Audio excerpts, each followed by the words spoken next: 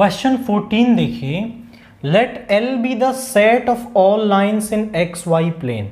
एक प्लेन में, जैसे ये आपका बोर्ड एक प्लेन है, इस प्लेन में जितनी लाइन्स हैं वो आपकी एल में है।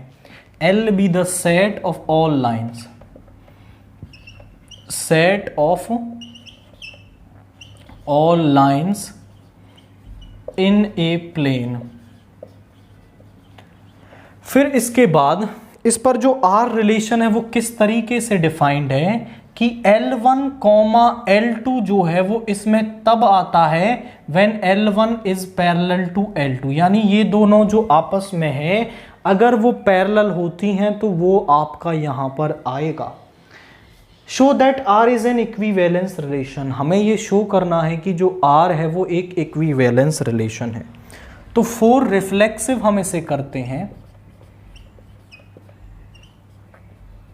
हमने मान लिया कि let L1 be any line, let L1 belongs to L। हमारे पास कोई L1 लाइन है जो आपकी कहाँ है, L में है। अब हम ये तो जानते हैं कि कोई भी जो लाइन है वो अपने आप के तो पैरेलल होती ही है, तो हम बोलेंगे L1 is parallel to L1। तो अगर L1 L1 के पैरेलल है which implies L1, L1 belongs to R, तो L1, L1 R में हो गया, so R is reflexive। तो जो R है आपका वो क्या हो जाएगा, वो रिफ्लेक्सिव हो जाएगा। फॉर सिमेट्रिक हम इसको करते हैं।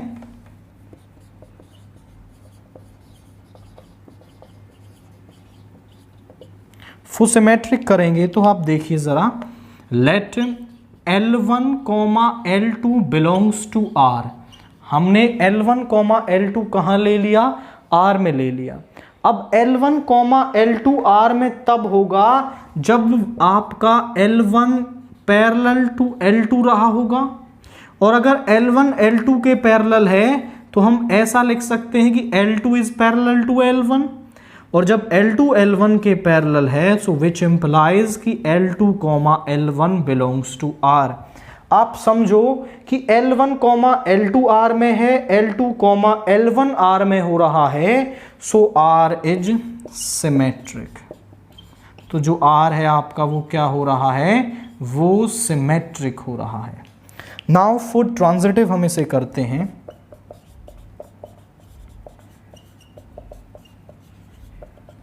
Let L1, L2 belongs to R and L2, L3 belongs to R। L1, L2 के R में होने का मतलब है L1 is parallel to L2 and L2 is parallel to L3। L1 L2 के पैरेलल है, दिस इज L1, और L2 L3 के पैरेलल है, तो L1 L3 के भी तो पैरेलल हो गया। तो हम यहां लिख सकते हैं which implies L1 is parallel to L3। तो L1 L3 के पैरेलल है, सो विच इंप्लाइज कि L1, L3 belongs to R, so R is transitive. R आपका क्या हो रहा है, ट्रांजिटिव हो रहा है।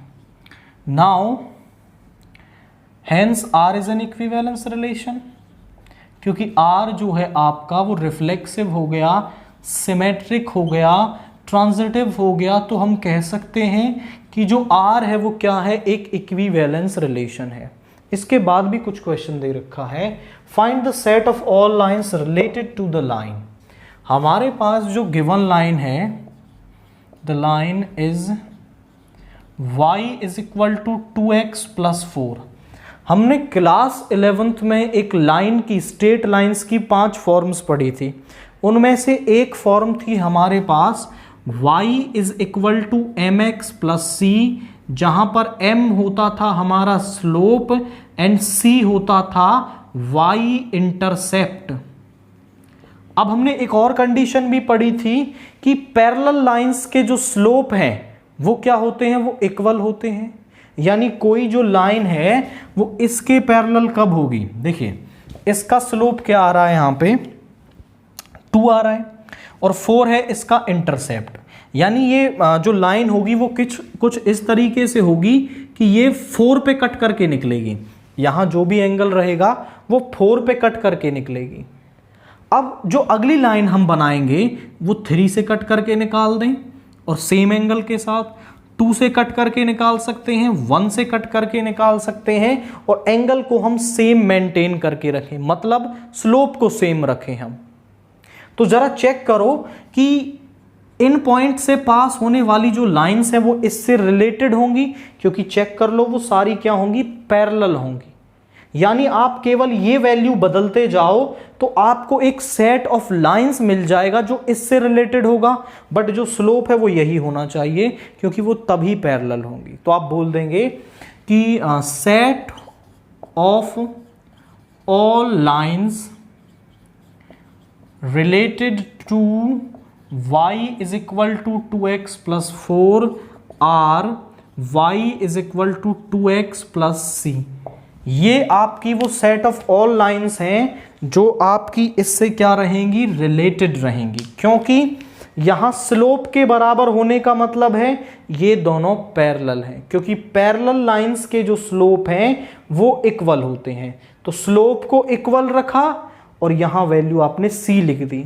अब c की डिफरेंट वैल्यू रखते जाओ, आपको एक सेट ऑफ ऑल लाइंस मिल जाएगा जो क्या होगा, इस गिवन लाइन के पैरेलल होगा।